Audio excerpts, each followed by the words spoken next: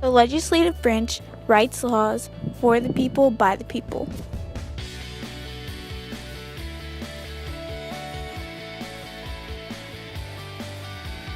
The legislative branch has many powers that make it uniquely different than the executive branch and the judicial branch. It legislates all laws for the United States, can veto the president with a 2/3 vote, and prints coins and money.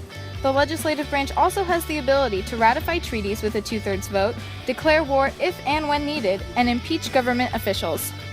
The idea to make a two-house Congress was one of the most important compromises of the Constitutional Convention, and our founding fathers had even intended for the legislative branch to have more important powers than the opposing two branches.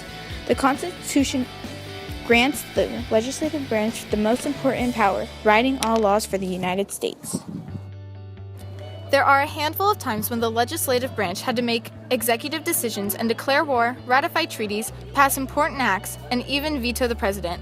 Congress declared a war with Japan on December 8th of 1941, and no less than 3 days later approved a resolution declaring a war with Germany. The first time the legislative branch ever vetoed a president was on March 3rd, 1845, and the president was John Tyler. The Treaty of Paris was ratified by Congress on January 14th of 1784. The USA Patriot Act is an act passed by Congress that was signed by President George W. Bush after a terrorist act in 2001. These are just a few examples of decisions the legislative branch has made that has impacted American history.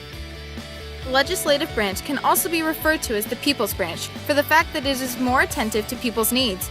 It more readily notices political mood changes in the country than the executive branch and the judicial branch. Congress is a strong supporter of federalism.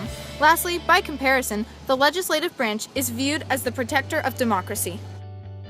To conclude, the legislative branch is the most important because it writes laws for the people, by the people.